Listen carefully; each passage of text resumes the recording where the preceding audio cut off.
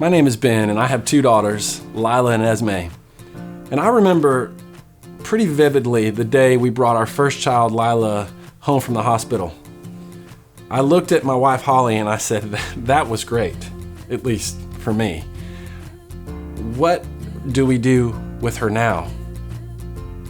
It seemed insane to me that the doctors and nurses would allow Holly and us to be in charge of this person, this human's life, indefinitely. I think the best word to describe my first impression of parenting would be overwhelming. For sure, I'm overwhelmed with love, overwhelmed with responsibility, overwhelmed with exhaustion, overwhelmed with Google searches. How to swaddle, that was my first Google search. Then I moved on to other things like how to put a baby in a doorway jumper without regretting it forever. Maybe that was just me. By the way, doorway jumpers, terrible idea. Look, parenting, it's overwhelming. Some of us deal with that in different ways. We read books, we ask for the advice of a professional, we reach out to friends or family members who are a little bit down the road from us. We call our moms and say, Mom, how did you keep us alive?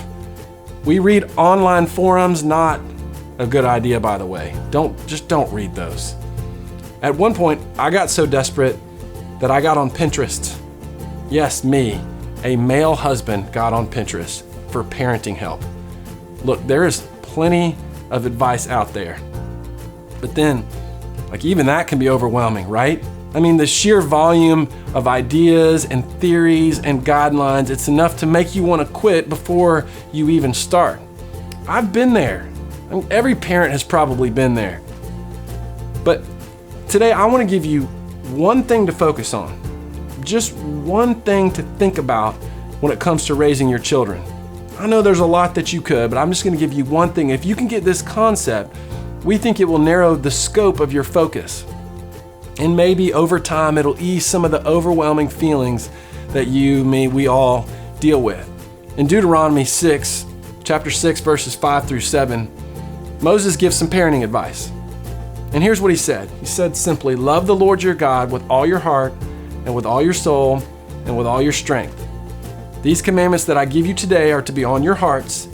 Then he says, impress them on your children. Talk about them when you sit at home and when you walk along the road and when you lie down and when you get up.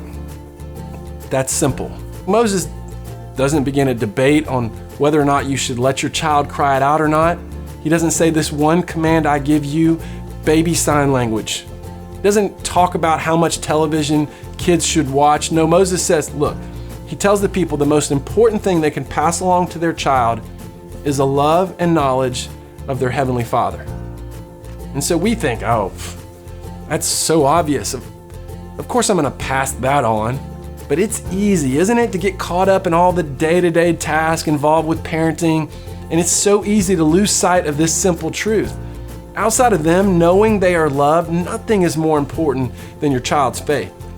Nothing is more important than living a life that shows your child that their Heavenly Father created them and loves them and desperately wants a relationship with them. So instead of asking yourself, what do you want your child to do? What if you asked yourself, who do I want my child to be? There was a season of my life when I used to go running with my brother-in-law, Tim. Now, to Tim, running is easy and fun, okay? He's one of those people. To me, running is terrible and hard. I'm one of those people, okay?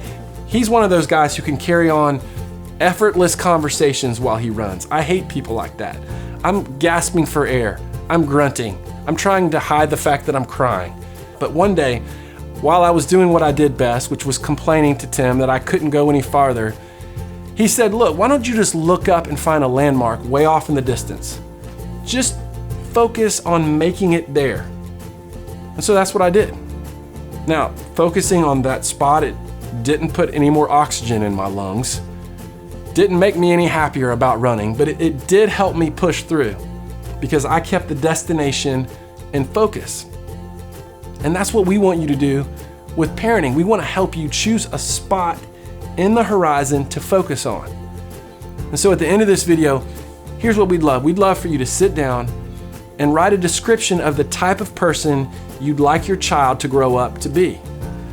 Do you want your child to be forgiving? Do you want your child to be generous, a good friend, a hard worker, compassionate, determined, loyal? We want you to choose 3 to 5 words. Now, you're going to share these during the baby dedication event, so we want you to make sure that you write them down, write them out. Now, I realize, and I would probably be like this, some of you are going to look at this list and start getting overwhelmed all over again.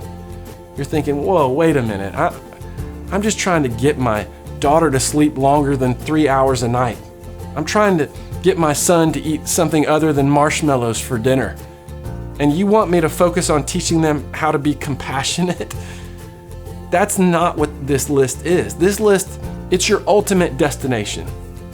Let your periphery take care of the little things, but let this list navigate the big moments and the big decisions. Because look, right now is important. And the crazy, overwhelming moments along the way are important. But while you are surviving those, we want you to keep a bigger picture in your mind. And here's what we want it to be. The person that your amazing son or daughter can become. Focus on that.